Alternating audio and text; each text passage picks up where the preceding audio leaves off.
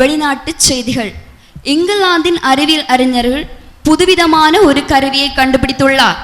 அந்த கருவியானது உபவாச ஜெபத்திற்கு வருபவர்கள் யாரெல்லாம் சாப்பிட்டு வருகிறார்கள் என்பதை கண்டறிந்து விடுமாம். அந்த கருவியை கண்டுபிடிக்க மைக்கேல் டி எடிசன் என்பவர் பேசுகையில், அந்த கருவி பல சபைகளுக்கு பிரயோஜனமாக இருக்கும் என்றும், எங்கள் நிறுவனத்தின் அடுத்த கண்டுபிடிப்பாக ஒரு மாத்திரையை கண்டுபிடிக்க உள்ளார் என்றும், அந்த மாத்திரையானது தூக்கத்திற்கு தயாரிக்கப்பட்ட ஒரு சிறப்பு மாத்திரை என்றும், இந்த மாத்திரையை சாப்பிட்டு வந்தால் சபையில் தூக்கமே வராது என்றும் தெரிவித்துள்ளார். ஆபரேஷன் செய்த போது தன் எலும்புகளில் ஒன்றை திருடிவிட்டதாக டாக்டர் மீது பரபரப்பு புகார் அளித்துள்ளார் நோயாளி ஆதாம்.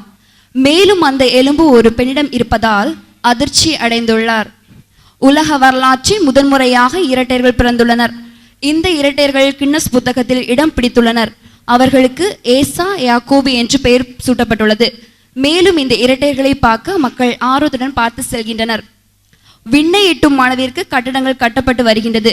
இந்த வேலை மிக உற்சாகமாக நடைபெற்றது வந்தது. ஆனால் ஒரே மொழி பேசிய மக்கள் அறிவு மிகுதியால் திடீரென்று பல மொழிகளான ஆங்கிலம், கன்னடம், தெலுங்கு, மலையாளம் என வேறு வேறு மொழிகளை பேசியபடியால் குழப்பம் ஏற்பட்டது. மக்களிடையே மோதல் ஏற்பட்டு பயங்கர தாக்குதல்கள் ஏற்பட்டது. போலீசார் கண்ணீர் புகை குண்டுகளை வீசி கூட்டத்தை கலைத்தனர்.